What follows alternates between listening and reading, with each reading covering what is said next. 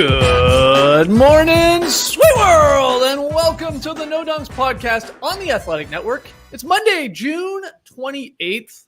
Classic Factory back in business. I'm J.E. Skeets, rolling with the homie, Tass Mellis. Not bad. We also got a Top Shot Hot Boy. He's wearing his camo there for all those weird deer calls. Trey Kirby. Okay, I'm already over it. The international man of mystery, taking it to the max, Lee Ellis. Friends. And finally making the magic happen with that weird cold open. It's JD. Hello. There he is. Here we are. First things first, shout out to the stream team for joining us live right now on YouTube. Take a quick second, everybody. Smash that like button. And if you haven't already, subscribe to No Dunks on YouTube. Keep sending in your questions and comments for the next Beach Steppin' podcast.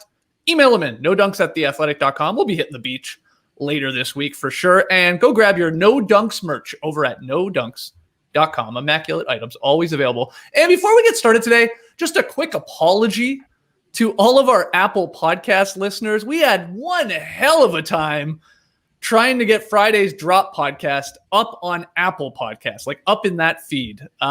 JD, I don't know if you want to speak to this at all. Did it ever get there? I think it did eventually. I don't know. Yeah. 24 hours later or something. Mid-afternoon on Saturday, it was dropped. But, I don't know what to say. Apple, get your shit together. I mean, come on. I don't know. Yeah. That's as polite as I can be about it. Yeah. Honestly. Yeah, I mean, look, we've been posting the show to Apple for 15 plus years, and most times it works, but it's been a rough couple weeks, if we're being honest. Ever since that update they did, things went haywire. So look, again, apologies to all of our Apple Podcast listeners. We'll try and be better. Hopefully they're better, and it will go up in a timely manner. But and lucky for you listeners out there, it was a timeless classic on Friday. So, if it comes out Friday, that would have been ideal, but a Saturday afternoon, the perfect time to listen. Yes, that's true. Well, that's sort of the bad news, if there is such a thing. But let's get to the good news right away here on a Monday. We had a wedgie. Yeah, Friday night. It was a blowout game. The game stunk between the Hawks and the Bucks on Friday. But Trae Young with the very gentle wedgie there, like sort of bouncing it over the rim, to the other side. Very rare. And it's our 58th wedgie of the season. It's a big one, Tass, because I think we hadn't had a wedgie, I want to say, in like 19 or 20 days. I mean, I think it's the longest streak we had gone this season without one. So nice to see one there on Friday night. And it's funny to see the graphic there. 58 on pace for 58 now because we don't have a lot of games left here in the NBA season. But yeah, we're all dreaming for 60. But let's remember, this is the mark, all-time wedgie mark with a bullet. 58, beating the other mark by 7 full wedgies. Ooh, that's huge. Yeah, you're right. We got a little greedy though. We want to see that nice 60 number, and it's possible they usually come in bunches. Maybe we'll get another one here. That was amazing though. Go on the other side of the rim, just the gentle Trae touch right there. Yeah, and Reggie Miller was quick to say wedgie. We didn't play the audio there, but he said it right away, and then they moved on. It was nice. I'm with you. I actually thought it almost got tipped or something on the other side, right? Like sort of an offensive rebound or a defensive rebound. And no, some of the stream were saying that should have been a Capella wedgie. I mean, it's impossible to tell if anybody actually got a hand on it. Still a unique one. And 60 still in play. We need one in the conference finals, and then we need another one in the finals. Did Capella get it? I don't think so. I think that's just a roll mode right there. Yeah, it's weird. Very strange sticker. Lee, very excited, eh? What a way to start the week with another wedgie. Yeah, listen, on a Friday night in a blowout, and we still get that wedgie. I'm surprised that one didn't slip under the radar, to be honest with you. But with this close to 60, we've got to get it. I can't just live with a 58 now or a 59. We're so close. Got to get over 60. Even if that's the record and we never break it, we have to see it now that we're so close. Okay, we're very, very close. Okay, well, good thing is we don't have to talk about that Friday night game because the Bucks and Hawks played another game, and you three boys down at the Fortress taking it in. Great stuff. So let's get into it. I mean, you guys were there witnessing this. Unfortunately, you're with a bunch of Hawks fans there and the Hawks bros, and they came up short because Middleton went bonkers in the fourth. 38 points overall, helps the Bucks clip the Hawks 113. 102, sad caca, for the 2-1 lead from Milwaukee. Lee, get us started here It was the only place in the world you wanted to be there last night. A Sunday night prime time at the Fortress. Yeah. The atmosphere was electric. There was hope and expectation in the crowd. And it was going to plan, to be honest. I mean, they got off to a good start. Friday night's disaster was a distant memory. It was like it happened on a Friday night, which it did. And the Hawks were in a great position to reclaim home court advantage because it was a tight game, but it just sort of felt every time the Bucks made a push, the Hawks had an answer. And then that fourth quarter, man, Khris Middleton, what a performance. And you guys know I'm a big believer in the hot hand theory. And if I ever have to defend my argument in a court of law, I would say to the judge, Your Honor, I present this here fourth quarter performance from the Honorable James Christian Middleton as evidence that my premise is real and true. Because a lot of the shots he made last night in that fourth quarter. Hold on. How many beers did you have down at the Fortress last night? Because you were extra zany here on a Monday. Yeah, only one. But look, okay, it was so much fun. Good-naturedly counting Giannis's free throws last night. It was so much fun. Right, I didn't mean to derail you. Back to Middleton. You're in a court of law right now. Listen, I mean, because the thing is, right, a lot of those sort of deep contested twos that he takes that are sometimes frustrating, he had them cooking last night, again, in that fourth quarter, sort of getting to his spot, and it's like either go out 1 foot more and you're going to get a three-pointer or sort of go into the paint, but he didn't do that. Instead, he's fading. That one that he hit that Giannis was referring to kind of behind the backboard, it's like, oh, my God, I can't believe he knocked that in. But he just had it going. And his teammates understood, like, right now, Budenholzer was the same. It's like, just get in the ball. He's hot. And this is what's great about basketball when a guy gets hot like that. It's like, throw everything else out the window. Just go to the guy who's got the hot hand, and let's see if how long he can keep it going for. And he basically won this game and took control of the series back to Milwaukee because there was another factor, a major factor, of course, and it's Trae Young's ankle injury, which we'll get to. But even still with that, it was a close game. It was in the balance. And Khris Middleton, a polarizing player. At times we're like, no, he's overrated. He's not that good. And other times it's like, man, he's close to elite level when he plays like this because they couldn't stop him. And it must feel awesome as a player. Like when you're on the road and you hear and feel that collective groan from the fans, the opposing fans, anytime you get that ball and then you're just dropping dagger after dagger after. I had Big Trae to my right. Every time Khris Middleton took the ball in the fourth quarter, it was you were sort of grabbing onto him. We were trying to get each other up, say it's okay, we're still in this, but it just wasn't because he sucked the life out of it. And this overshadows a very dominant game again from Giannis. Bobby Portis gave them some huge minutes last night, but Khris Middleton deserves all the love this morning because in fourth quarter time and winning time, he stepped up. And again, we were on the wrong side of it last night, but it's sort of one of those things like, man, it was a great game. It was a great night. It was great fun. And we saw a guy just get really, really hot. And it was awesome. So a great performance by Middleton and the Bucks. And guys, I fear we are heading towards douchey territory. He fears my it. buddy Grish I called fear it. it. I fear it. He fears it. 3 reasons. One, again, Middleton. Is this your closing argument? Yeah. This is my closing argument. One, Khris Middleton was just awesome last night, and the Bucks feel like they are the better team. They just feel it. Yeah. Giannis, I think Budenholzer's realized again, just keep in the paint. He's not as good when he's bodying guys down, but when he's sort of in that slalomy mood and way to get inside to get those high percentage looks, the Hawks haven't got much to stop them. There's no real rim protection out there. And thirdly, Trae Young's ankle.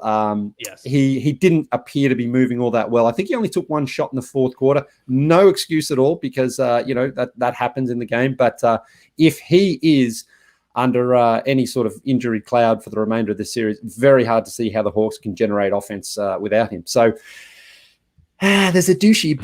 Maybe make a reservation at the douchebag sweet restaurant because I think that's where we're heading right now. I can't believe you only had one beer there.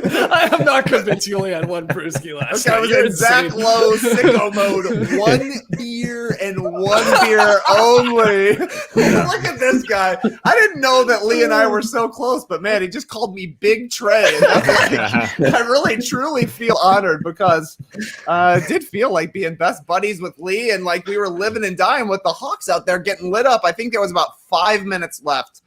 It looked like the Hawks had a stop on Middleton. Connaughton had like a crazy drive to the lane. He throws a bailout pass to the corner. It's PJ Tucker. I think maybe Collins closes out to him pretty quickly.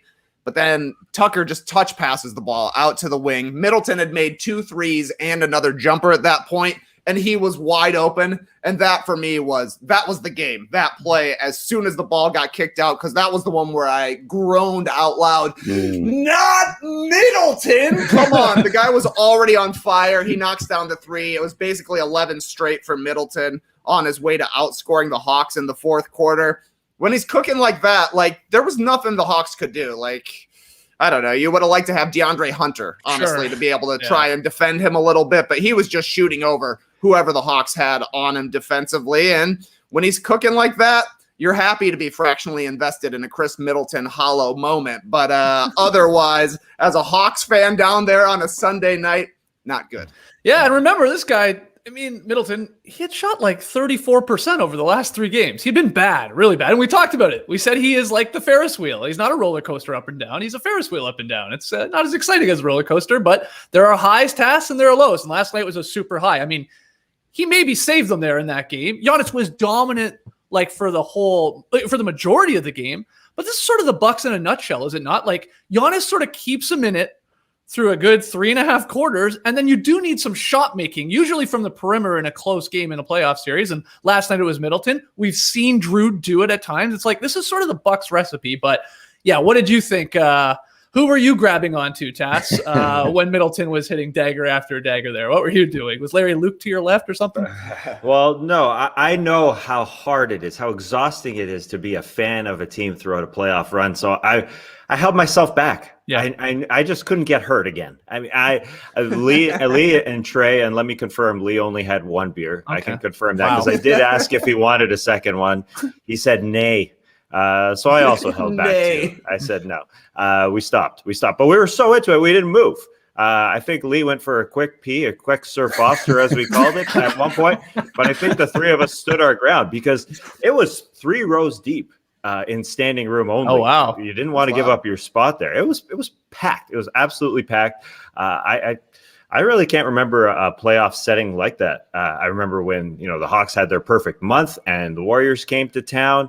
That game was super duper loud. But this was hard. I knew, Brooklyn Nets fans and Greek fans specifically of Giannis were trying to get seats together, but it was hard to get seats because Hawks fans were ruling the day. Everybody talks about Knicks fans and Lakers fans coming in and stealing all the seats. This was special, and I'm getting into it now. I might join the we crowd because I was definitely felt like, the Hawks could do it. We even talked to somebody with the Hawks that was thinking about the finals already. Oh boy. It's too soon, man. But yeah, Khris Middleton at the end, it was like nobody was in front of him. I mean, that's the weird thing. Like, Khris Middleton wasn't blowing by anybody. He wasn't shaking anybody off to get space. He really was getting into his little groove and just shooting through whoever was guarding him. That was the special thing. He did have a couple open ones. As Trae mentioned there, the offensive rebounds, they've killed the Hawks. I hate the small lineup that they put out there with John Collins and Danilo Gallinari at the 4-5. Didn't work in the first half, didn't work in the fourth quarter. I don't think. 15 offensive rebounds for the Bucks to 9 for the Hawks. But in the end, Trae Young needed somebody. And really, I can't put it on the ankle. I know he wasn't feeling good, but he also wasn't feeling good in game 1 towards the end because he carried the team throughout the game. He was 1 of 7 in the fourth quarter in game 1 when he kicked ass. And he kicked ass again in this game with 35. And yeah, he didn't finish the job there at the end on the floor, but he just needed someone to come along with him. I always think, like, who is the second best player on this Hawks team? Who's going to show up? Sometimes it's Collins, but they desperately needed Bogdanovic to be average something. Bogdanovic right now, to be honest. Like, just the guy had some good looks last night, and if one of them goes down, it really changes the fourth quarter. Had a wide open one from the right corner. It seemed like that was a cursed corner for the Hawks because Trae Young had a look from there too, and they were just both way off. Bogdanovic didn't have it. Herter didn't have it. And with the injuries the Hawks have right now, that's tough, especially with Trae Young definitely laboring in the fourth quarter. Weird game for Trae Young. Had a huge first quarter, huge third quarter.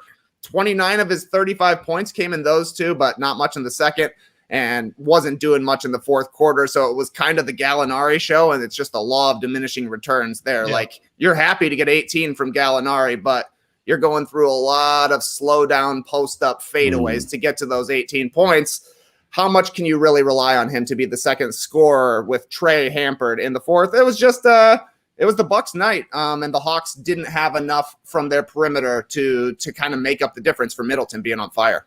Yeah, I mean, do you guys think the Hawks would have won the game if Trae doesn't step on the ref's foot there and goes down? Like, what do you think? I know it's sort of impossible to say, but it was weird to see him when he returned, like, as an off-the-ball guy. That was the strange part. I mean, it was like he was not the primary initiator because he really couldn't move all that well. And I think he got more than one shot up lately once he returned, but it was 1 of 4. He only made one. But what does your gut say? Like, they couldn't stop Middleton. It wouldn't be Trae Young stopping him anyway, but, you know, they could have used him offensively. What do you think? Again, they sort of answered every other push from Milwaukee. So, you know, they were in a good position, the home team in a playoff game like that. Yeah, there's definitely, you can make a case. I mean, they sort of, well, I guess they didn't really nearly pull it off in the end anyway, but they just needed, as the other guys were alluding to there, Bogdanovic basically to hit a couple of shots, or Kevin Huerta to hit some more as well. And they just couldn't get him. John Collins got in foul trouble as well. He was in and out a little bit of the lineup. And Nate McMillan sort of struggled with a big because Okongwu gave them some decent minutes. He was like, fantastic in his minutes, like incredible against Giannis, at least in his minutes. Stopper. Yeah. You know, but then Capella doesn't really give them that offensive push that they need as well. So he just seemed to be struggling, and Lou Will didn't really get anything going for them last night. So, you know, can't you not look at McMillan and go, okay, maybe first off, why did you put Collins to the bench for that long with the foul trouble? I think he went a little too long with that and was playing it a little too reserved.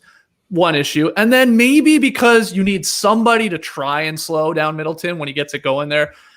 Why not try Cam Reddish at that point? I mean, you don't have Hunter, like Trae said. That would be huge. But like anybody, do you just like at that point get like funky with it? Try something else because there was no stop. Maybe there's no answer to him when he's got it going like that. He's in the groove.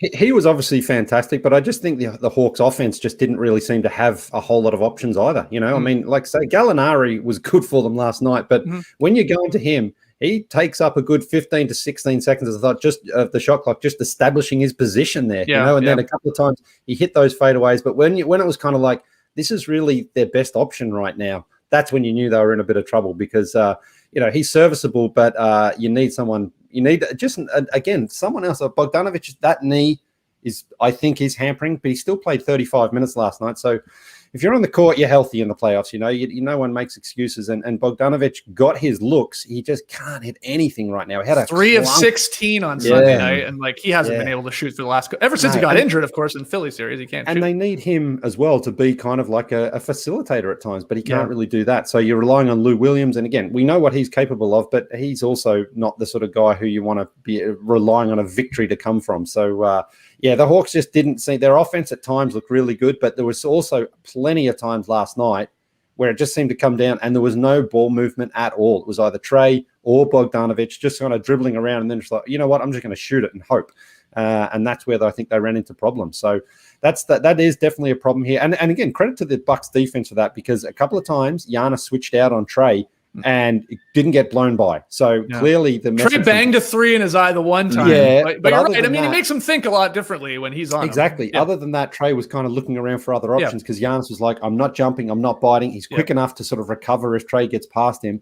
And he wasn't able to do that, Trae, last night as effectively as he was in game 1. So the Bucks have clearly done their homework after the first game and now, you know, seem to have figured out the Hawks a little bit, and the Hawks offense doesn't have a whole lot of variety to it. Yeah, Hawks fans definitely have the excuse in their heads that if Trae Young is healthy in the fourth quarter, then we win this game, which is could be fair. And Nate McMillan's move was to take Clint Capella out for the entire fourth quarter and go with guys that provided a little bit more space out there. And no one else was really dribbling on the Hawks team. Yeah. It was the Gallinari show where we're just watching. It's a little mellow-esque, you know, do your thing, man. And then the dribbling absolutely stopped. And I think Nate McMillan said, you know, Bogdanovic isn't doing it. Kevin Huerter is, you know, I thought he had a decent game, the best 4 of 11 game I've ever seen, probably. But yeah, they just needed space out there, and I think that's what Nate McMillan was thinking with this. And Trae, wasn't getting into the paint, whether he was injured or not. As I said, though, he was 1 of 7 in games one. In the fourth quarter of game one, and then, followed this one up with a slowdown in the fourth quarter as well. He needs some help. I mean, he's doing a frickin' ton. He to ridicule or to poke holes in a guy who had 35 on 12 of 23 shooting. It's we could say Bogdanović was hurt, but I mean, a lot of the shots were just open and he was off, unless, it just feels off when he's shooting. It just, those were just not going through, and that's the sad part. And the Bucks, for every year we look at this Bucks team and they just don't look right in the fourth quarter. They were the ones with the confidence and were calm, cool, and collected into the fourth quarter. They just look like, a guy like Giannis in his 8th year already just now looks like he's, ready to lead a team. I mean, I think we could talk about Middleton, but like you said, Skeets, I mean, he is the guy that is amazing. He's dropping 30 every single night. It's the quietest 30 because we just, talk about what he can't do, and the free throws have taken over the narrative and that kind of crap. But the guy he's finding his holes in the defense, and he's not forcing it. And everybody just rides his back. This is a different fourth quarter Bucks team that we've seen in the past. Yeah, I mean, it does feel like he's like a starting pitcher, Trae, and he gives you 8 good innings. Maybe he gave up a run, he got you there, but then they need a sort of like a guy again to like hit a shot from the perimeter, and that's Giannis's one weakness, because you're not going to like go to him on the perimeter and say, hit us a pull-up jumper. Though he had that beautiful little fadeaway working out of the post. Had a nice fadeaway. That was big. I felt like watching the game at home, like the Hawks crowd going like, oh, damn, man. If he's hitting that, we're in real trouble here. But, yeah, he gives you those 8 great innings, and then you need like again, if it's Middleton, be your closer, be your Eckersley or whoever else is a good closer in the MLB nowadays. I'm dating myself with that reference. Who's like the best closer in the MLB right now? Who is it? Do they even do that anymore? I don't even know. It's all about the bullpens these days, Skeets. You're asking for 5 innings from your starters. Yeah, you're right. Their fingers will be covered in sticky stuff so they can up their spin rates, and then you're going to the bullpen. But Giannis, he was that old school Roger Clemens kind of starter, piling up the innings. He had what last night? 33-11. I think that's his 9th 30-10 game of the postseason so far, the most since Shaq had 13 back in 2000. He hit that little fadeaway, like you're mentioning, Skeets, hit a 3-pointer, but didn't really settle for jumpers. No. Giannis has been pretty determined to get to the rim here, not worried about missing free throws. Like Lee's saying, it is fun to count as many seconds as you possibly can in 10 seconds, because, I mean, in that crowd, we are not close to leaving the Mississippis in. We're like 1, 2, 3, 4, 5, 6, 7, 8, 9, 10, 11, 12, 13, 14, 15, 16. How many seconds can you possibly say in the count of 10 seconds? I don't know, but Lee is like zoomed in, 100% locked in, waiting to see the ball just barely touch Giannis's fingertips as soon as it hits. 1, 2, 3, 4. This guy. I had a guess. Giannis, he said, all I want to do is be the man for 3 quarters, and then Drew or Khris Middleton can take us home. Yeah. And it's working for the Bucks. Yeah, I had a dude beside me say, "We've got to speed this up. We got to speed the count up, like it was gonna work on Giannis, number 1, and number 2. Like, how many? Like, you need some airtime. That's what Mississippi is for. I mean, seconds don't go that fast. I mean, if we all had our iPhones out and we press start on our timer. Oh, I know. Hold them up. I like that. Set a timer. Set a 10-second timer. Yeah. That's a great ball. That'd be amazing. That'd be very funny. Oh my God. I will say as well, Dwight Howard was in attendance last night along the baseline. I couldn't really confirm it from my vantage point, but it looked like he was also joining in the count at one point. And he's had it done to him before. Exactly. He knows all about it. And I was like, man, I wish I had the camera on that then, because it certainly looked like he was joining in. Dwight would be into that for sure. So hey, listen, we got 1 air ball out of it as well, so I think the job was done. 6 of 13. I think that's not bad. That's not bad. Not great. Yeah, not great. 50%. Come on, mate. Yeah. Well, I mean, look, you're going soft. Yeah. I think, it was one of those things, like, I was enjoying it because it was so much fun, but I was also like kind of rooting for Giannis to be like, just knock him down, man. Shut us up, man. Shut us up. But, he wouldn't quite do it. But an air ball is a great thing to chant as well, or to sing when someone hits an air ball. Just everyone just collectively in that wave of air ball. That's great. So much fun. Oh my God. I'm really regretting not going to the game now because you seem to have had the greatest time of your life in game 3. I almost filmed Lee getting into the defense chance. He was going forward. He kind of had his mask half on and half off. He was leaning forward. The locks were flowing. I'm telling you, man, standing room is the way to watch an NBA game. You can get into it. You're not standing in anyone's way. Did you guys go to the exact same spot? It looked like it from your photos. Okay. Wow. You got your spot. I like that. They're going to put a little plaque there. This is where Lee Ellis stands or something like that. A little chalk outline where you stand. It's amazing, though. Just watching the free throws is amazing. Everybody does the count, and when he misses, they're like, yeah, we did that. That was us. Good D, everybody. Good D, everybody. Then it goes through. Man, we could have done that better. Should we speed it up? How are we gonna get to Giannis? But we talk about the stuff he can't do, but as Trae said, the 30 and 10 numbers are freaking ridiculous. And the only reason he didn't have a longer streak here is because they smoked the Hawks in game 2. Because he's had 30 and 10 since June 10th. I mean, it's just a run here, into the Brooklyn, basically the beginning of the Brooklyn series where he's smoking hot, man. He had one bad game there at the beginning of the Brooklyn series. He was slow in the first round, but since then, God, all he does, it feels like, is just spin one. He's turning into Siakam out there. But he spins, and then he just with his go-go gadget arms, just dunks or lays it up over the secondary defender that comes and helps out. It's like the best case to stop him right now is just to hope when he spins that he drops the ball, or you can get a second swipe in at it, because that happened a couple times. The spin, exactly right. Because he's doing it every single time, it feels like. But it's working because he's putting up these numbers. Bobby Portis, somebody slipped it in there. I thought he was awesome. Just energy change. 15 points, I think he had off the bench, and pretty limited role.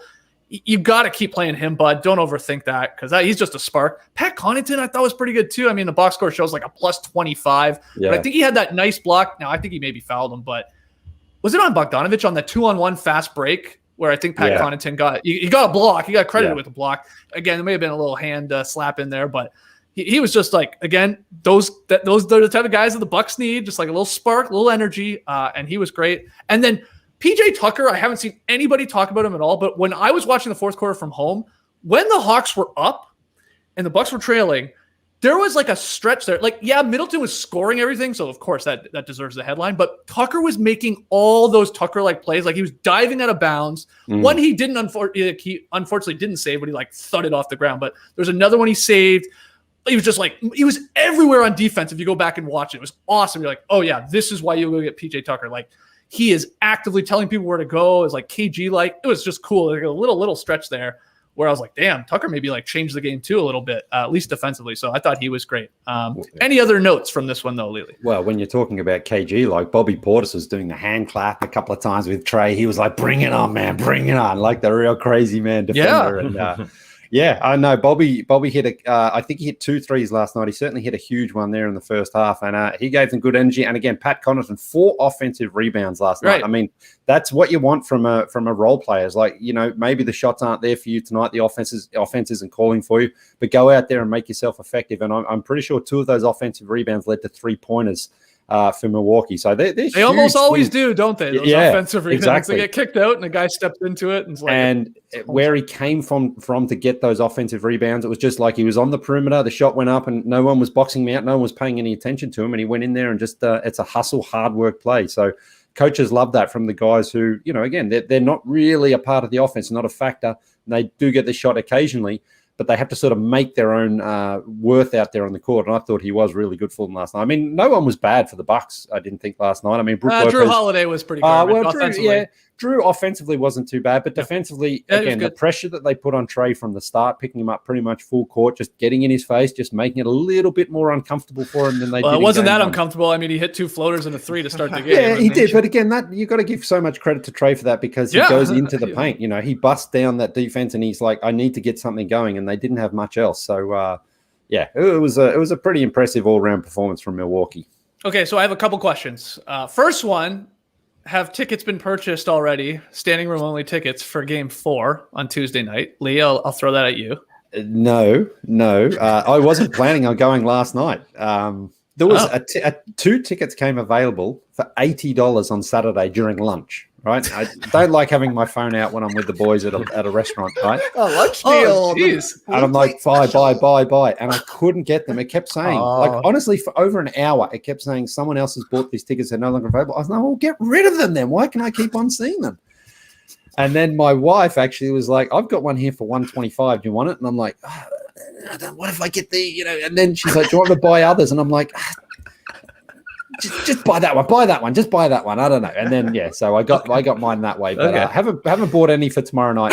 Okay, you haven't had lunch yet, so I guess. I'm not expecting to go. I don't like having my phone out during lunch, but I had it out for an hour. Well, I just was not expecting to get tickets. I was like, I'm not going. And then it was like they were teasing me and they kept me in. So I haven't looked actually for tomorrow night, but I'm out until I'm in. What's that, Tess? I can't believe how cheap they were in the end for Game 3 standing room only. Maybe East Finals, baby. Well, maybe they were trying to pack that concourse, get some more people in there because they were priced to sell for sure. And then my other question with this series moving forward, and I'll start with you, Tass, is like, are there first off any look, fingers crossed the MRI on Trae's ankle is like not serious. He tweaked it. It's hopefully that. Jeez, because if he is out, the series is a wrap. I don't think I'm saying anything like far-fetched there. But let's hope he plays in Game 4, whether or not we're there down at the Fortress or not. Are there changes that the Hawks can do that you see, Tass? Outside of hitting more shots, which is always the answer, are there lineup changes? Bringing somebody like maybe going away from Bogdanović. I mean, he's not giving you anything defensively, and he can't hit a shot. Like, what would you do? Or do they just like stay the course and try and get back in the series with obviously what would probably need another big Trae Young performance? What do you think? Well, the recipe was there for them to win yesterday. Yeah, Giannis and Khris Middleton went nuts, 30-plus points, but they did hold everybody else down to a decent number when all is said and done. They got to box out more of those offensive rebounds from the guys in the corner. You know where they're coming from. They're sprinting from the corner. Get a body on them. Bogdanović is trying as much as he possibly can, I think. In a perfect world, they were all healthy throughout the end of the season. Maybe Cam Reddish is your defensive stopper. Maybe even you see some Chris Dunn minutes out there, and maybe everybody is driving and they're moving the ball. But I don't really see the lineup change happening. I would go big more. I can't stand the Gallinari Collins because Giannis just, even if he isn't going in, he's just so confident, drawing 2 or 3 guys in the middle, and then the offensive rebounds happen because everybody's looking at Giannis. I want more Clint, but it's all there. What about the Rook? More shine for the Rook on Giannis? Do you give it he gave you great 9-10 minutes in Game 3. Do you try and up that a little bit and maybe get him up to 15-16 with him playing Giannis? Yeah. I think one of Clint or him have to be on the floor at all times for me. I don't like the praying with JC and Danilo. I can't stand. And listen, we talked about Danilo Gallinari. The guy can score, obviously. He had 18 on 7 of 14, but I don't know if that was just a desperate move. Like, we're not seeing Bogdanović hit shots. We're not seeing Herter hit shots, and let's just go to Gallo. Yeah. But it does slow down everything. It just, the ball stops.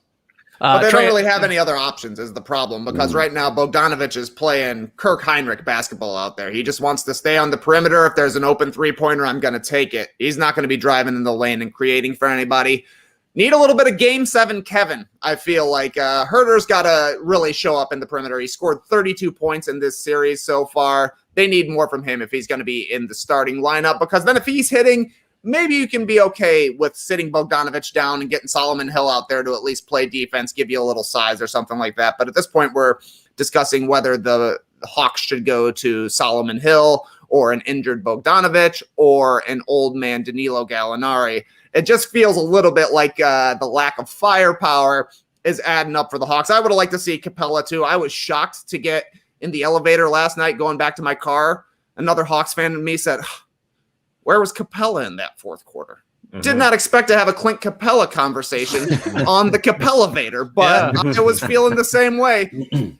he's at least big. And the Hawks just look tiny out there when Collins is the only big guy compared to if it's Brook Lopez out there or if it's Giannis out there. Like Lopez looks like he's 2 times wider than anybody else that's out there on the Hawks. They just need a little bit of something to give them some toughness on the inside. But I'm hoping we go for game 4 down there on Tuesday, because I did get one video of the countdown last night. Take a look.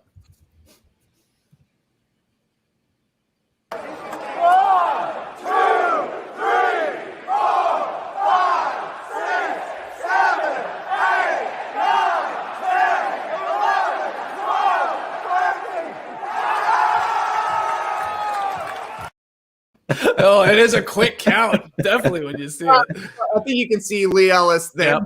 Yep.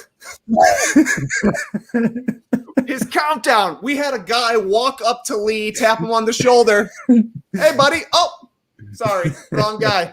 Mistook your hair for someone else's. Somebody thought they recognized Lee's long flowing locks as a friend. Went for the straight up tap in between us. I was a bold move by that guy. What a fun night it was, man. Dude, what a fun night. It's on cloud 9, man. I love it. I love to see it, man. Basketball. It's a great sport, isn't it? All right, let's take a break. We got to talk about the other series, the West Finals, as we head into another game in that series tonight. We got some Blazers news with their coaching hiring, but we'll take a quick break. Lily, what do you got? Oh, yes, that's me. Here we are. Forgot about that. Okay. Between Father's Day, Flag Day, and National Yo-Yo Day, the month of June has a lot going on. Thankfully, Policy Genius makes it easy to cross life insurance off your list so you can get back to walking the dog or rocking the cradle or doing around the world. I used to have all those in my bag when I was a yo-yoer back in the day. If someone relies on you for financial support, whether it's a child, aging parent, or even a business partner, you need life insurance. Policy Genius makes it easy to compare quotes from over a dozen top insurers all in one place. Why compare? You can save 50% or more on life insurance by comparing quotes with Policy Genius. You could save $1,300 or more per year on life insurance by using Policy Genius to compare policies. The licensed experts at Policy Genius work for you, not the insurance companies, so you can trust them to help you navigate every step of the shopping and buying process. Think that kind of service has earned Policy Genius an excellent rating on Trustpilot. First, head to policygenius.com. In minutes, you can work out how much life insurance coverage you'll need and compare personalized quotes to find your best price. And I love this. Policy Genius never sells your information to other companies. That is really something I wish a lot more companies would do these days. Head to policygenius.com to get started right now. Policy Genius. When it comes to insurance, it's nice to get it right. Hot take, stretching is overrated. And here's another hot take. Your bank account should work with you, not against you. Let's talk Chime. It's an award-winning app and debit card with no hidden fees or monthly minimums. I love this. Here's why. Fee-free overdraft on up to $100 in debit purchases with SpotMe. It's like overdraft protection, but better. Get your paycheck, benefits, stimulus check, and tax return up to 2 days earlier with direct deposit. No hidden fees or monthly minimums, like I said, plus 38,000 fee-free ATMs with MoneyPass and Visa plus Alliance, and security. Very important, right? Well, you can turn on alerts to let you know when your card is used and instantly block your card if something seems fishy. Join the millions on Chime. Sign up takes 2 minutes and doesn't affect your credit score. You can apply now at chime.com/nodunks. That's chime.com/nodunks. And JD, here's the part that you can just speed up by voice and make it go really quickly. Chime is a financial technology company. Banking services provided by the Bancorp Bank or Stride Bank NA. Members FDIC. Eligibility requirements and overdraft limits apply. Overdraft only applies to debit card purchases. Limits start at $20 and may be increased up to $100 by Chime. Early direct deposit depends on the payer. Out-of-network cash withdrawal fees apply. Third-party and cash deposit fees may apply. Go to chime.com/nodunks for details. Back with No Dunks, let's go to Saturday night. Suns outlast the Clippers 84-80. Good. Take the 3-1 lead in the West Finals. It sure wasn't pretty at times, but TK, what's your big takeaway here from the Suns 1 game away from the NBA Finals? 84-80? Lowest scoring game in the NBA this season. Low scores means a lot of missed shots. A lot of missed shots means a lot of roast beef. JD, roll that beautiful beef footage.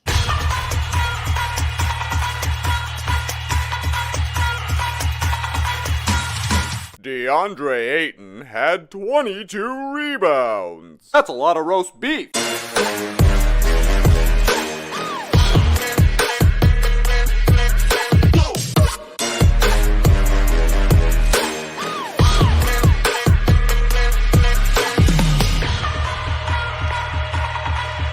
Hey, DeAndre, that's an A1.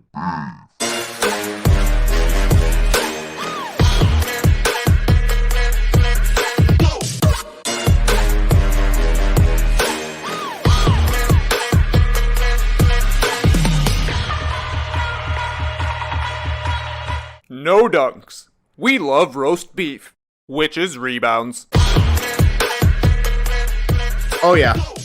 Oh, yeah. First beef of the year for DeAndre Ayton. Love to see it for a few reasons. Number one, I picked him as a potential beefer early in the season. Nice to see him finally come through in the playoffs. More importantly, however, this is the best storytelling beef of the season, really growing in my filmmaking. Because this beef, I feel like, actually tells you a lot about this game. For instance, you saw a ton of offensive rebounds for Ayton. He finished with 9 in this game. That is huge. In a game that had 164 points, the Suns won the second chance battle in Game 4, 13-7, instrumental in the victory. And you also saw a lot of Paul George misses. Paul George went 5 of 20 in Game 4, finished with 23 points. He ended up on a Sports Center graphic with Bob Cousy. Apparently, Paul George has the third most playoff games all time, shooting 25% or worse, coming in after Bob Cousy and Tommy Heinsohn. Tough to be on a graphic with the guys who invented jump shots. Yikes. But Paul George shot 18 free throws. That's nice. Everybody was missing. It wasn't necessarily Paul George not being able to shoot that cost the Clippers the game. They just don't have the margin for error for Paul George to go out there and shoot 5 of 20. It was an ugly game. But the Suns should honestly win these ugly games. They've got the better big guy out there. They've got a slightly better defense, and they've got a healthier team. So Ayton, I thought, was huge for the Suns in this one.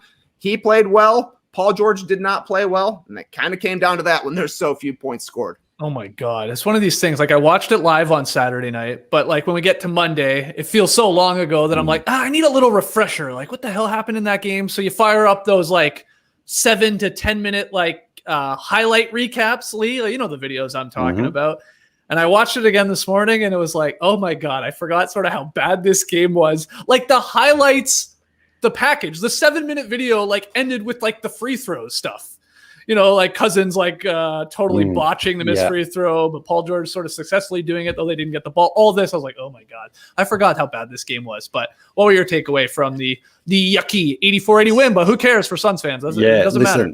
The Clippers have outscored Phoenix in this series by 3 points. Yeah, you know, crazy. They lost game 1 by 6 points. They lost this one by 4, and they lost the other one by a point, and they won by 14 when they did win. So it just shows you how close this series actually is, even though the Suns probably end it tonight back in Phoenix. I think the Clippers probably let go of the rope a little bit because they've been so close, and there's only so many times you can sort of keep on fighting and get a different result. And look, I think there's also a factor that they've played 17 games in 36 nights. I think that does come into play a little bit. They look heavy, and Paul George missing a lot of those shots was short on the front of the rim. And to me, that is an indication that he just doesn't quite have the energy because he hasn't really had a chance to rest. And, you know, the Clippers, they keep on battling. They keep on sort of getting close, but they just can't close out a game other than the one victory they had there in game 3. So this is tough, but it is great to see Chris Paul on the verge of making the finals. I think that, you know, whether you love him or hate him, I think a lot of people respect the fact that he's one of the greatest point guards we've ever seen, and he's been cursed in the playoffs.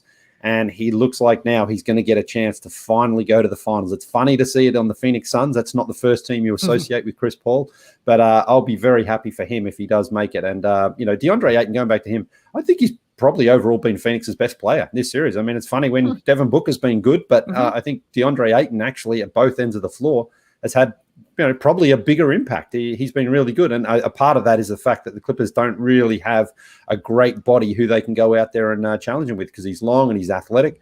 And, Zubats has given everything he's got, but Ayton is just better. And he's really grown so much in these playoffs. So where things are for Phoenix right now, and Chris Paul didn't want to talk 3-1 with Rachel Nichols. He shot that down straight away after the game because he knows it's not over until it's over. But they get a great chance tonight to end the series, get some rest, and they have potentially about 10 games before opening the finals at home, no matter who their opponent is. And I think that's good. I mean, it's a long time, though, to be off. So a long time. Yeah, I mean, I think that it's one of those things. Monty's probably like, wouldn't mind a couple more games, but of course, that's similar to the break they had between these last two series, right? The semis and then the conference finals. Yeah, I mean, I think for someone like Chris Paul, it's good to get him a little bit extra rest. But when you're playing well, you want to keep on playing. You don't want too much time to lose that sort of rhythm that you're in. But anyway, not a great game to watch. You sort of felt like it would have been nice if the Clippers could have won it to keep them alive, but it just feels now they've got to obviously win out from here, and I just think they're going to let go of the rope. I think tonight could get ugly in Phoenix. I think it's going to be a pretty much a blowout. Ooh, you sense like a little avalanche there. Yeah. If they hit a couple shots. Or, I could see that happening too. But Tass, what'd you think of this one on Saturday night? Anything to add to? I think we've been spoiled with incredible basketball basically throughout the entire postseason, and then you get a stinker like this that usually happens a little bit more often, I'd say. Really, really, bad shooting game. It was just wild to see these two teams just clank in the fourth quarter there. I went to bed at halftime, and I had a few too many drinks, I think. my baby girl's birthday on Saturday, so I had a few, and I was ready to go to bed. But because I had those drinks in my system, I woke up at about 4:30 and was not going back to bed. So I watched the second half in bed, and I watched. Oh, God. Sort of all right. Well, yeah, it's almost like just a depressing visual. I don't know why. 4:30 in the morning watching this game in particular. Yeah, bed. I get what you're saying. I get what you're saying, but I mean, it's pretty cool. You just pick up your phone, you can watch a whole second half. Hide the box score. Amazing, I had no idea. It is. Yeah, it's the hide box score option is on. I got no idea who's winning this game. No idea. Stay away from the WhatsApp groups. Stay away from everything else. And second half, I was just playing. But it is so strange. You mentioned Paul George having an off night.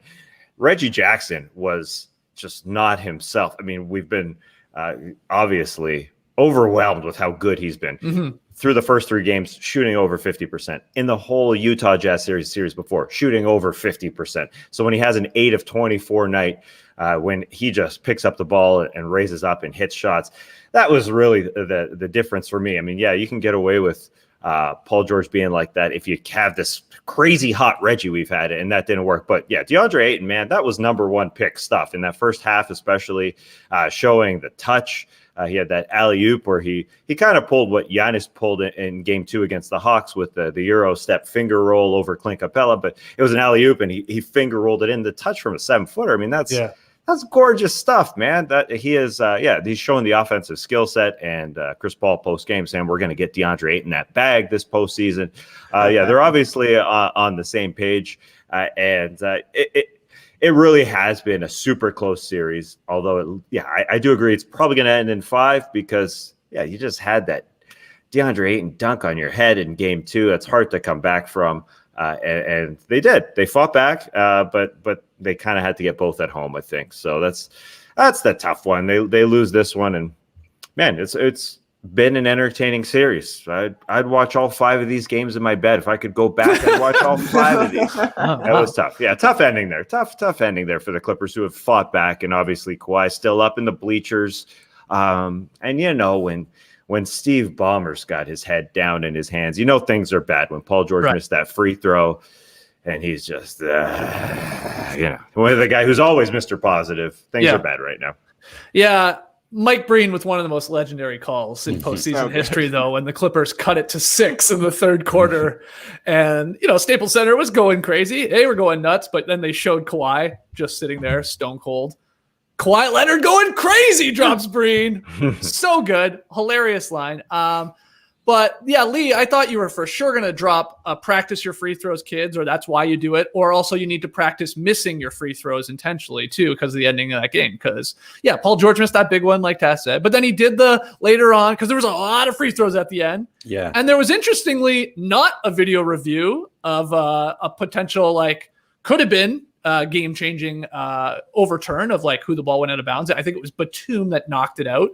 And then they're saying, well, hey, what happened to the other one we did with Booker and Beverly? We looked at it and we did the super slow-mo, and then, it went off on him. They just didn't even do it this time. I think Zach Zarba was like, no, we're not doing that again. No, just play on. Anyway, but what did you think about the free throws at the end? And then Cousins, I don't know what the hell he was doing.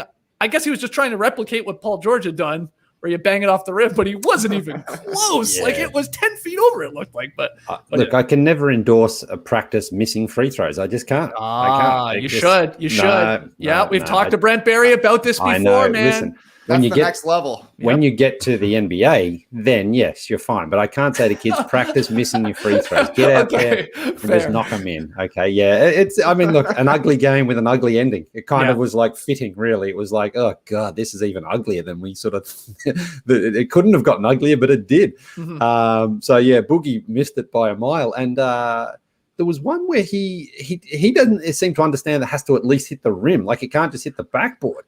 So – he knows that. He just saw it. I mean, I don't know. I think he just completely. I think in a game like that, everyone's kind of you start questioning yourself, oh, hang on, maybe I don't know. I don't know. Let's just end this game. Oh, you're just saying if you do it with enough confidence that everyone's like, well, I guess you don't have to. No. Try to trick everyone else to believe. No, that's the rule. That's that's the thing. But this series, of course, with the DeAndre Ayton tip in to win game 2, that was a rule that everyone was like, oh. I didn't think he was allowed to do that, but he was. Right. So we're learning new things about this game or this, during this series. So, just one of those games where you're like, we got to end it, man. Get rid of it. It's done. This is not pretty. We're not rewatching this. No. Trey, I know the other guys feel like it's going to end tonight in Phoenix. Do you feel the same way, or do the Clippers have a little fight left in them? They do surprise us from time to time. Clippers have been their best when the cards are down, so I'm not with Lee and thinking that this is going to be a blowout, but I will be taking the Suns to end things tonight. Are they going to be wearing their black jerseys? I feel like they've worn black jerseys at home for almost every game this postseason. Going to be very weird if the iconic jersey we remember Chris Paul in is a Gradient the Valley jersey, but it could be when they're playing at home with the Gradient court. It's lit, buddy. It's loud in Phoenix, so they definitely got a home court advantage. Chris Paul's looking healthier and healthier, so I'm going with Phoenix tonight. Yeah, the Clippers. It feels like they're going to have to withstand that at some point early in this game, I assume there will be a Suns run, and the Clippers just have to somehow stick around just enough, keep the crowd just at bay enough, and keep it to 10, 8, 6. Just don't get behind too much, or I think it will get out of control. But we will see. That's tonight. We'll talk about it on tomorrow's show. I didn't realize, you're right, Lee, that there could be a 10-day break for them, though. If they wrap it up, Phoenix, that's going to be a lot of Chris Paul think pieces. And good for Devin Booker's nose, probably, though, in that sense. That's true. Well, he ditched the mask in this one. That's one little story from this. It really didn't help him all that much, if we're being honest. Nobody could shoot. It was contagious out there. Nobody could actually hit a basket. All right. Well, we had some more coaching news over the weekend, guys, and there's actually a lot to unpack with this one. So the Blazers have hired Chauncey Billups as their next head coach. The team reached an agreement on a 5-year deal with the Clippers assistant that includes a team option on the last season. Before making a formal offer, the Blazers continued investigating a 1997 rape allegation against Billups. Now, no criminal charges were brought, but Billups settled a civil lawsuit filed by the woman. I'm actually embarrassed. I don't know about you guys to say I don't know if I didn't know this or I sure didn't remember this Billups incident from back in 97. I don't think I'm alone on that. But of course, the Blazers ultimately found nothing that they believe disqualified Billups from becoming the franchise's next head coach here. But there's been some backlash, Tass. And according to Chris Haynes of Yahoo Sports, that backlash from this coaching search, plus concerns over their ability to build a title contender, this is from Haynes at Yahoo Sports, could be leading to Lillard being upset, disgruntled, and maybe even asking for a trade out of Portland. So again, there's a lot going on here. But what do you make of all this news with Billups as the head coach and then the sort of fallout here with Lillard? Well, yeah, start with the Lillard part. I think it sucks that Damian Lillard had to come out and say something through Chris Haynes, because obviously, yeah, Chris Haynes on Yahoo wrote this thing, but it's obviously just directly from Damian Lillard's mouth. So what happened was Damian Lillard was asked on Twitter, what coaches do you like that are being mentioned? And he said, I like Jason Kidd. I like Chauncey Billups, essentially. And we want players to speak their minds. And so, people ridiculed him and got very angry at him that Chauncey Billups had this rape allegation in his past. And Damian Lillard felt the need to say something because of all the ridicule he had took. But I hate it for Damian Lillard. I'm sure he's sitting back there thinking, all this that I gave to this city, to this franchise, and it feels like he's being canceled, but no one is canceling Damian Lillard, but it sure feels that way. I'm sure everybody on Twitter coming at him made him feel like he wasn't appreciated. So I think that's on the unfortunate part, because at the same time, we want NBA players to bypass the media and to be able to say what they want. And really, he was just backing a guy that he knows in the league, that's a champion, that has put in his time as an assistant. And, irregardless, he said he had no idea about the allegation in the late 90s. And that's that. But he felt the need to say, hey, I'm not really happy right now. So please print this, Chris Haynes. That's not on the record that he said that, but it's on the record that he said that.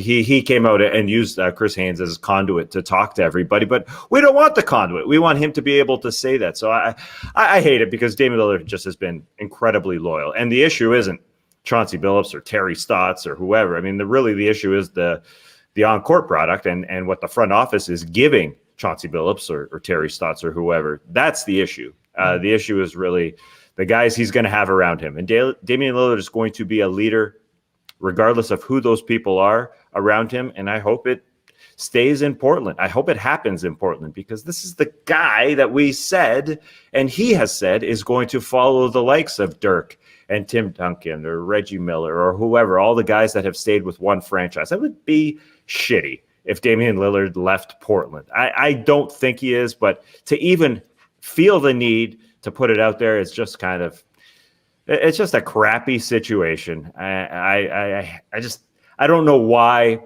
Dame is Dame, and he said what he said, as he said on Twitter. He's like, listen, I like Chauncey Billups. I said that. I didn't think he really needed to come out with Chris Haynes unless he really feels like,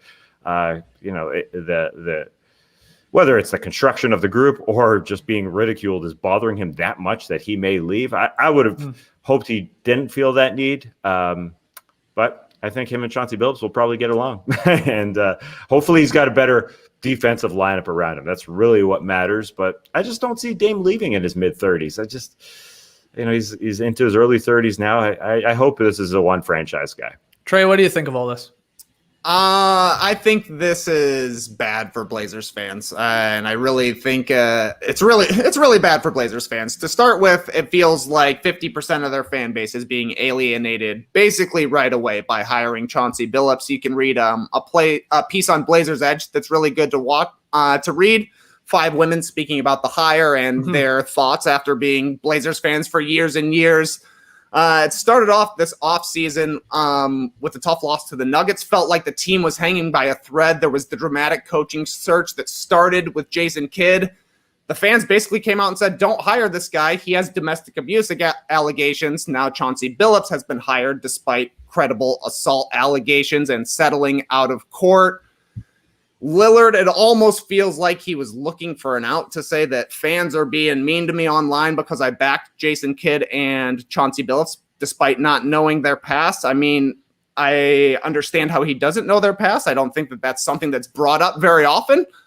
Certainly with Chauncey Billups, more so with Jason Kidd, but it was going to be a tough summer for Blazers fans with the team possibly falling apart on the court. They have now made their off-court situation way worse for a lot of their fans, and especially for their female fans. And now that hire may possibly affect the on-court product as well. So I don't know. It's been a bad June for Portland.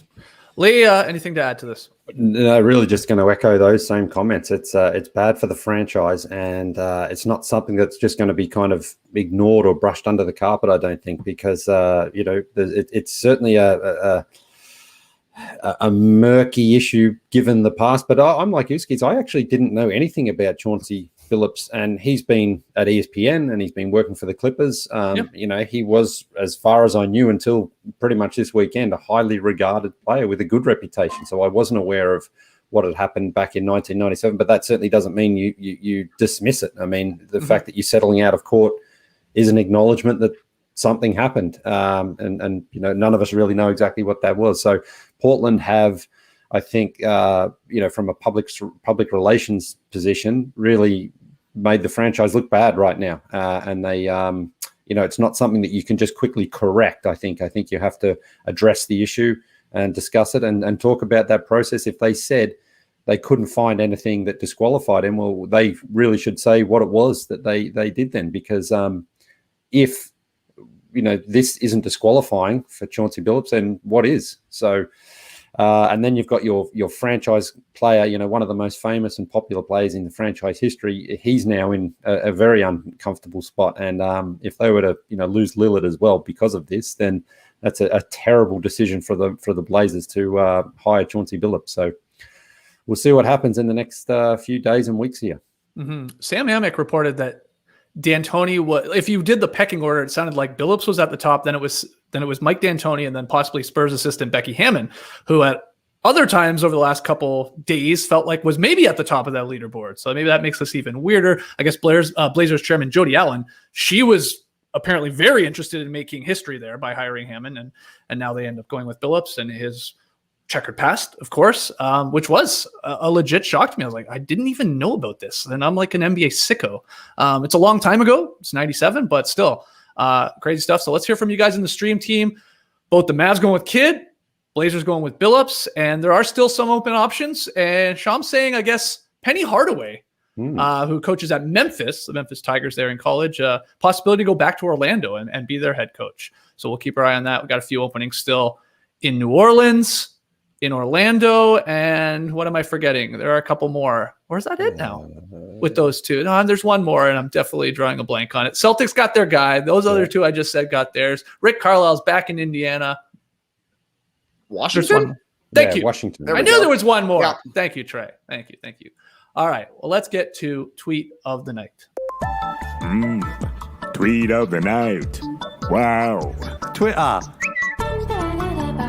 Okay, I have a tweet from the weekend that's really fun. It's a great question. But actually, this morning, during this show, you guys are quick, and we love it. We're sort of keeping our eye on Twitter sometimes. Pede Lured Mister tweeted, "Counsel, the judge is ready for your closing arguments." And if you're listening, a fantastic Photoshop of Lee Ellis in court getting ready to make his case. Good stuff there, Lee. I would wear that on a t-shirt if I'm being honest. Wow, that is quick, man. Yeah. Well, you look sort of cool with that. I like it. I like that. Slicking your hair, maybe dye it a little bit gray.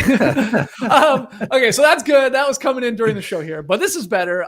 Again, a fun question. It's from @JRodman over the weekend here, or maybe even back as far as Friday. I can't remember. But what's your favorite current day player nickname? And we got a funny meme here. It's showing off like these amazing NBA nicknames in the past. This jacked dog, the Doge dog. Nicknames like the Iceman, the Admiral, the Human Highlight Film. Those are great nicknames. And then NBA nicknames now, KG, KD, AD. I mean, just so simple. So I just love the question. I wanted to throw it at you guys and everybody in the stream team and everybody listening. You can jump in the YouTube comments. What's your favorite current day player nickname, Tass? Do you have one that you're like, that's good? That belongs with the Human Highlight Film and the Admiral and the such. I can't hear you, Tass, but maybe that's just me. Uh-oh. That's me. That's all me. I love the point about the initials and how we've become lazy. I think it's just that we want to name a guy or give a guy a nickname like right away. We don't just let it happen. Right. You have a baby. Look at that baby for a few weeks, a month, 2 months. Then you'll decide, oh, yeah, that baby is the beard. I'm going to go with that nickname. That's my favorite. Oh, you like the beard? Okay. I like the beard because I think decades and decades of men playing basketball, there's never been a beard. Not one beard until this man comes into the league in 2009 and becomes he was a fresh-faced kid, but then became the beard. And it's fitting, obviously. And it's unprecedented in NBA history, the fact that he's come in and done that.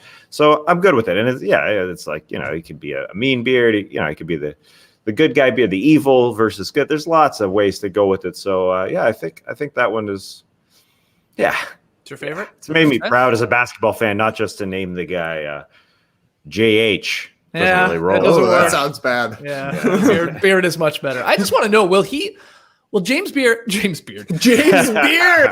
maybe even better. Will James Harden have a beard for the rest of his life? Will we ever see James Harden without a beard again? Yeah. What are the odds? So. Yeah. Mark me down for some time in his life. James Harden will have a clean shaven face. Okay, sometime in his playing career? No way. I'll say yes. Wow, I'll take that bet. What are we putting on that? Our beards. Okay, we'll bet a beard on that one. If we both have beards when James Harden, how does this work? If he retires and I still have my beard, I gotta shave. But if he shaves at any point during his NBA career, you have to shave. Yes, that's right. Okay, cool. Wow, that's a good bet. That's a good beard bet. I love it. Okay. But anyway, what's your favorite current day nickname, Trae? Ice Trae. I think it's awesome. You even had the Iceman on that Doge meme there, and I love that it's kind of a fully formed persona for him as well. We haven't really had a just straight up ice in the NBA. He's got the built-in shiver celebration, which is also super original. Yep. Got the local tie-in with a Migos song, Ice Trae the Gang. I love it. Ice has been a cool nickname for 30 years at this point. We had 2 rappers who were popular, 3 if you count Vanilla Ice. Incredible stuff. And now we've got an Ice Trae playing basketball. I think it's great. And, of course, we got Jim Ice, too, as part of the NBA family. We do. Yes. And we have a badass shoe. Oh, great. Trae Young shoe. Love Icy. I do like those. Yeah. Ooh, if they were, are those heavy? I want to know if those are heavy. I'm assuming they're not. I'd like to try those. Lee, what do you got here? Favorite current day nickname? Is it Red Velvet? No, I'm going with the Donk. Why not? Can't go with the Donk. It's not a real nickname. I mean, sure, it hasn't really taken off, but I like it. I like the Donk. And I heard it, I think it was Maria Taylor one time on ESPN said, the Donk. I was like, okay, that's good enough. It's made it to ESPN. But honestly, the Slim Reaper is a great nickname too. Yeah. Kevin Durant. Yeah. That is an awesome nickname. But he's never really embraced it, I would say. He anti-embraced it, didn't he? Yeah. Did he? Yeah, a long time ago. I don't know how he feels about it now. Call me the servant, he said. Oh, yeah. Call me the servant. Didn't really didn't catch on. No.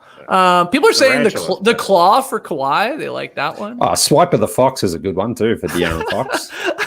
That's his Twitter handle, I think. Too. Yeah. He's rolling with it for sure. Yeah. I'm not the biggest fan, but then again, I don't even know the cartoon or something like that. That's Dora. It's Dora. That's Dora. Yeah. Okay. You're a big fan of Dora? Oh, I mean, we've had Dora. We've gone through a Dora phase for sure. Yeah. Okay. Yeah. She's gone. She's out exploring she's out again? of the rotation right now. Inspector Gadget's back in. That's nice to hear. Yeah. Oh, maybe then Mikal Bridges has Go-Go Gadget arms on his basketball reference page, I think, or something like that. He's got to be an Inspector Gadget. He's got a million weird. I mean, Giannis was kind of that at the start as well, wasn't he? With the big long limbs and that, wasn't he? Something like that. You know what's a good one? Slow-mo is a good nickname. Yeah. That's a great nickname. Yes. And I feel like he has embraced that nickname. Yeah. But you couldn't say a lot of people would do maybe because it's like it sort of sounds almost negative. It's like you want to be slow, but yeah. Oh God, he's earned that nickname though. I mean, yes, he has. All right. Well, I'm glad I brought that up. Let's hear from you guys. Continue to drop your favorite current day nicknames in Stream Team and leave them in the YouTube comments. And who knows? I could see a top 10 list being compiled for sure with that one. I smell bonus coverage. Let's call it there.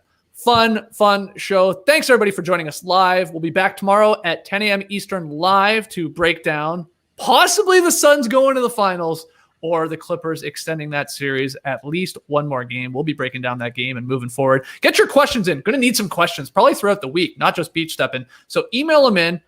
NBA questions and non-NBA questions to nodunks@theathletic.com. And go grab yourself an Athletic subscription. Go to theathletic.com/nodunks. Clipper Bros. You heard it here first. Have a great time. Turn up. Love you guys. Awesome. Thanks for joining us. And you guys are going to help me do a quick 3-question survey I just received from the Atlanta Hawks about the game last night. Okay, all right. So question 1, based on your experience, how likely are you to recommend attending a Hawks game to a friend or colleague? 1 through 10. 10, extremely likely. Yeah. 10. Extremely likely. Do it. How would you rate the performance of the Atlanta Hawks team during the most recent game you attended? What? That's a question? Yeah, that's an interesting one. That's a They tough mean one. hold on, they mean the actual basketball team or like the game ops team? It says performance of the Atlanta Hawks team. So take what you will. I think it That's a sounds like the weird encore. question. I think it sounds like the performance no, of the you're right. 5 guys on the floor. I'm going with a 7. Bad fourth quarter. Yeah, I'll go with an 8. That's good. I wanted a 7.5. 3 quarters good, 1 quarter bad. I would have gone with 9, so we said 7, 8, 9. Let's go. Let's go 8. Which of the following statements best explains why you attended this game? I got the answer. Lunch. I'm a big Great fan of the lunch Hawks deal. and went to the game to support the team. I was supporting the opposing team. Oh, the Lakers and I Knicks know. fans Yeah. there. I went with friends, family, colleagues for a fun social activity. I attended for business purposes or none of the above. Oh, there's a couple in there, really. Isn't there? I mean, in fact, I would say all of the above. You know, Where's the option of I just love basketball, man? Yeah, click other. Can you enter sickos? All right, business purposes. Nice. Embrace the day, people.